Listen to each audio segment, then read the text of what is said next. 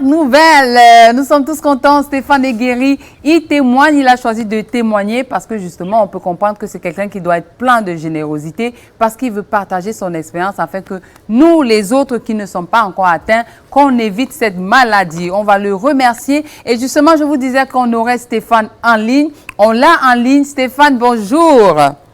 Et bonjour, bonjour. Ben, on vient de regarder la vidéo où tu témoignes justement de comment tu as été pris en charge, comment tu as été pris au Cameroun. La première question qui me vient à l'esprit, c'est à quel moment es-tu arrivé au Cameroun? Je suis arrivé au Cameroun le 12 mars. Le 12 mars. Donc c'était déjà en plein, voilà, c'était l'un des derniers vols, je crois. Oui, je crois que le dernier c'est le 17 ou le 18. D'accord. Moi, je suis arrivé quelques jours avant et c'était déjà la pandémie qui sévissait en Europe. D'accord. Bon, je savais pas que je l'avais. Ouais. Je sais même pas d'ailleurs où je l'ai eu. Ouais. Mais c'est vrai que ça sévissait déjà en Europe et je suis arrivé le 12. D'accord. Donc tu arrives le 12, tu n'avais aucun symptôme quand tu es arrivé? Si j'avais déjà des petites fatigues au début du mois de mars, comme je l'avais dit dans la vidéo. Ok. Et j'étais parti voir un médecin généraliste qui m'a rassuré, qui m'a dit que non, ça va être une petite grippe passagère. Rien de méchant, mais j'avais surtout des éternuements, des maux de tête. Et de temps en temps, un peu de fièvre, mais bon, juste un état grippal habituel hein, qu'on peut avoir. D'accord. Donc, mais ça, tu l'avais quand tu étais encore en France, c'est ça? Oui, exactement. Voilà. Et tu as consulté le médecin qui t'a dit que ça va, c'est rien de grave. C'est la grippe habituelle. D'accord. Alors, tu arrives au Cameroun. Quand tu arrives au Cameroun, ça a mis combien de temps entre le moment où tu es allé consulter? Qu'est-ce qui s'est passé? Le 12, donc j'arrive et je vais consulter le 18. D'accord. Donc 6 jours. 6 jours, pourquoi? Parce que bon, je faisais les jeûnes, donc je faisais du sport tous les matins. Oui. Mais bon, je fais le jeûne tous les ans hein, quand il y a le carême, mais je me sentais bizarrement très très fatigué. Après le footing du matin, la journée du jeûne, je me sentais très très fatigué, j'avais des maux de tête. Je me sentais vraiment assez faible. Et comme j'écoute souvent mon corps et que je me connais assez bien, oui. Je dis que ça c'est un peu anormal quand même, que je me sente autant fatigué. J'arrive pas vraiment à faire un vrai footing et autres.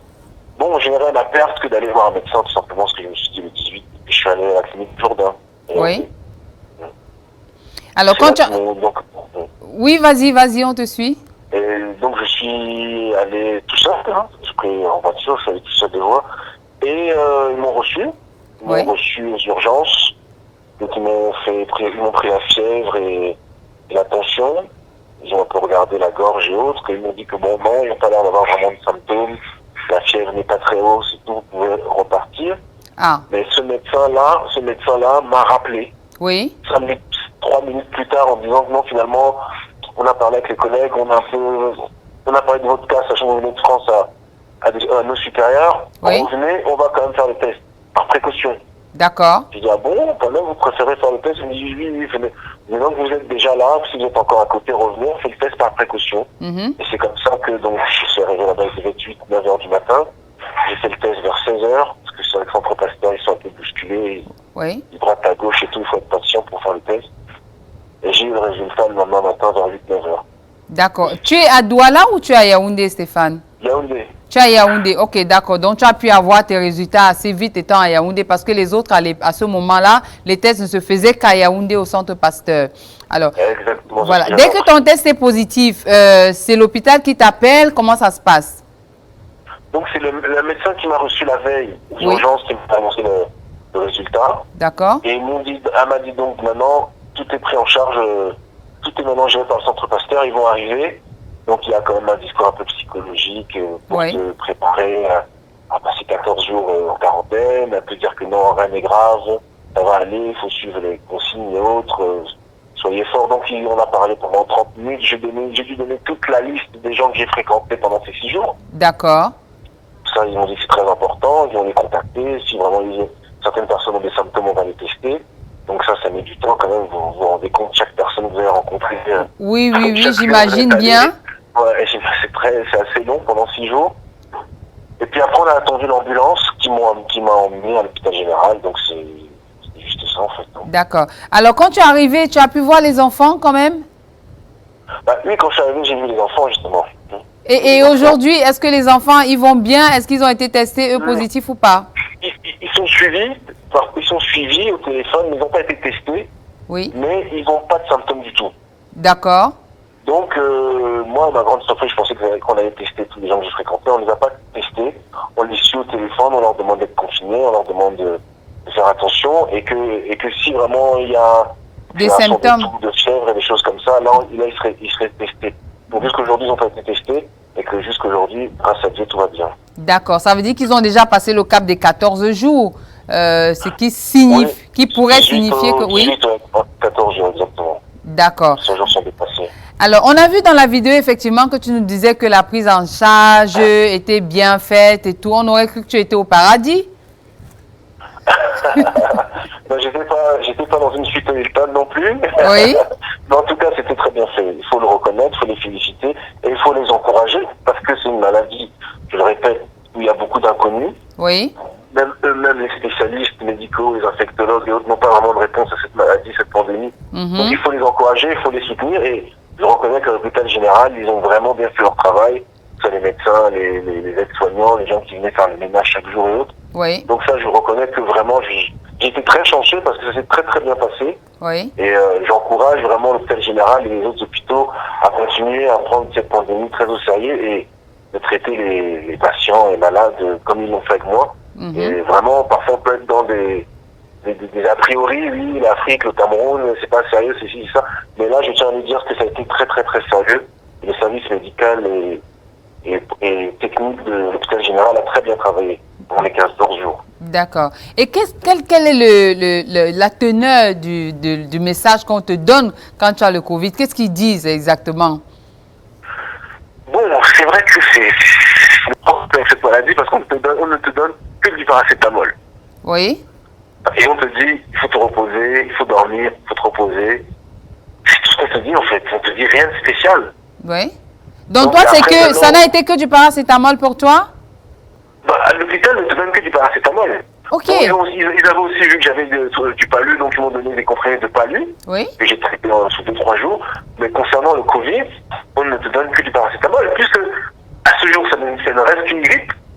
Donc en fait, on la traite avec du paracétamol. Mais maintenant, moi, je me suis dit, personnellement, sans avoir le conseil des médecins, et les conseils de la famille, de la maman, des oncles et autres, il faut prendre des choses locales. Les choses du village. Ah là, exactement. Ma mère, ils m'ont fait l'aloe vera, j'ai mangé les feuilles de ndolé bien amères matin et soir.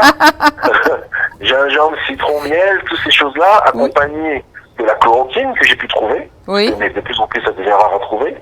Donc moi, j'ai dit que je vais prendre la chloroquine, même si on dit encore qu'il peut y avoir des risques ou pas. Moi, j'en ai pris. Et vitamine E, vitamine C, Doliprane. Oui. Voilà ce que je prenais tous les jours, à plusieurs fois par jour. Et bon, ça a payé. Et jusqu'à là, je suis debout, donc la chloroquine ne m'a pas atteint spécialement. Et ça a payé puisque j'ai été négatif au 1er avril. D'accord. Au 1er avril, ça veut dire que si on compte, tu as passé plus d'une dizaine de jours. Oui, donc un jour au Jourdain, 14 jours en général, en tout ça fait 15 jours d'hospitalisation. 15 jours d'hospitalisation. Et tous les jours, tu étais au Doliprane, tu te dopais aux écorces du village, du pays. Voilà. Mais quand même, hein, Stéphane, sur la chloroquine, tu as un peu triché. Est-ce que les médecins savaient que tu prenais ça?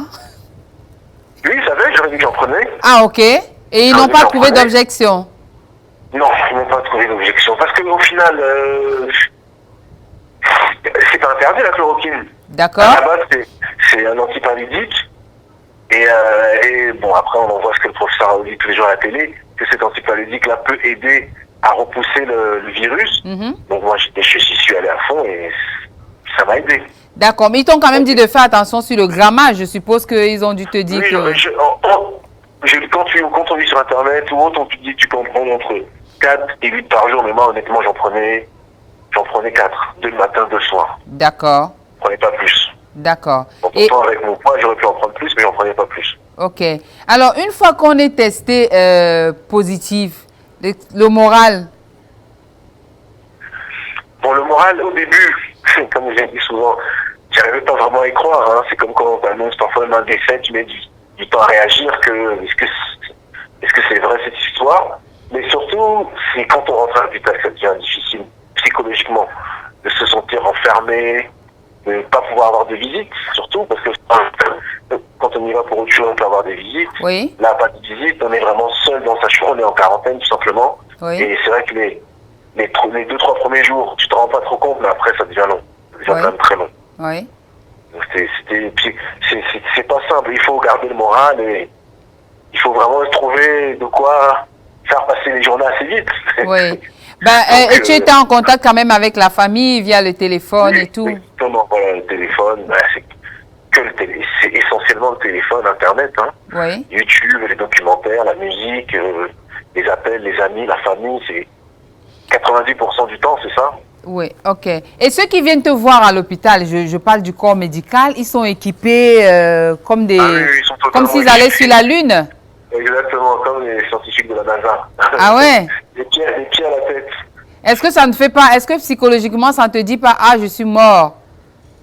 Non, ça m'a pas fait ça, non. D'accord. Je me suis jamais senti mort. Ok. J'ai dit que cette maladie ne va pas me tuer. Je suis pas venu au Cameroun mourir. D'accord. Ma mère ne supporterait pas ça et mes enfants non plus. Donc, j'ai dit que je vais sortir de cet hôpital et je m'en suis donné les moyens. J'étais vraiment très positif dans mon esprit. D'accord. Ça veut dire que le mental est très important pour affronter cette maladie. Oui, parce que déjà, bon, en général, comme toutes les maladies, même si on te dit un cancer et autres, il faut avoir le moral, la force mentale pour s'en sortir. Mais là encore plus, parce que vu qu'il n'y a même pas de...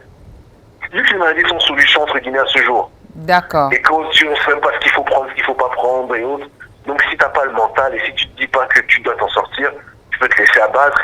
Tout à fait. Humain, au final, le corps humain, il est lié au cerveau. Et si le cerveau est ramolli, tout le corps va se ramollir et c'est autre chose. Exactement. Alors, quand on t'annonce donc maintenant que tu refais le test et c'est négatif, la pression tombe, j'imagine, fortement. Oui, ça c'est la libération d'un prisonnier. Hein. Ouais, là c'est vite partir, respirer l'air pur, même si on te dit mettre le masque et tout, mais au moins voir le dehors, voir des gens passer. Oui. C'est comme si une nouvelle vie, c'est une libération. En tout cas, merci de partager ton expérience avec nous. C'est très important parce que jusqu'ici, il y a beaucoup de Camerounais qui ne veulent pas y croire et c'est dommage. Quel serait ton message aujourd'hui, toi qui as été testé positif et qui en est sorti, quel est ton message à tous les Camerounais qui continuent de ne pas croire en cette maladie? Moi, ce que je pourrais dire au peuple camerounais, c'est déjà si je fais ces interviews, ces documentaires, c'est pour sensibiliser. Oui. Ne serait-ce que les plus jeunes, parce qu'on a longtemps cru que c'était une maladie de vieux, ce qui n'est pas le cas. Oui. Donc c'est une maladie qui existe. Et surtout, il faut qu'on arrête de croire et mettre des choses dans nos esprits, que c'est la honte, il ne faut pas le dire, il faut le cacher. Oui. Il n'y a aucune maladie de honte. Les maladies sont faites pour être guéries. Et la personne qui a eu cette maladie peut faire en sorte que d'autres ne l'aient pas. Donc c'est ça mon message. Et vraiment, soyons conscients que c'est une maladie qui existe et qui tue. Oui. On voit les morts en Europe chaque jour. C'est vrai que l'Afrique, l'Europe, c'est deux continents totalement différents. On ne va pas toujours comparer, mais c'est une maladie qui tue. Mm-hmm. Et surtout, on peut essayer de la ralentir, la freiner avec, comme on dit, les consignes de sécurité sanitaire, oui. Le masque, les gants, laver les mains, le confinement, être sérieux sur le confinement. Ce genre de gestes-là, tout simplement, aide beaucoup. Oui. Donc, je conseillerais juste aux gens de faire attention à ça et de ne pas prendre ça du tout à la légère et de haut. On a déjà des proches à nous, parents et autres, qui sont décédés de cette maladie au Cameroun, oui. En Europe, à Paris. Donc, vraiment, ne prenons plus du tout ça à la légère. D'accord. Alors, tu le disais... On sait quand est-ce que ça a commencé, mais on ne sait pas quand est-ce que ça va se terminer. Voilà, très bien. Alors, tu nous disais, rappelais justement qu'il ne s'agit pas de la maladie des vieux, comme on peut le penser, parce qu'on va dire que Stéphane, c'est un très, très grand sportif. Voilà, et il est encore très, très jeune, Stéphane, mais il a quand même chopé le Covid-19, donc faites très, très, très attention. Stéphane, on va te remercier. Ok. Surtout à vous de vouloir sensibiliser les gens, de prendre le temps de faire ce genre d'émission. Je vous remercie beaucoup aussi. Merci à toi Stéphane. Et puis, écoute, reviens, nous vie, on prie tous pour que le Covid passe très vite et qu'on retrouve les ambiances. Hein.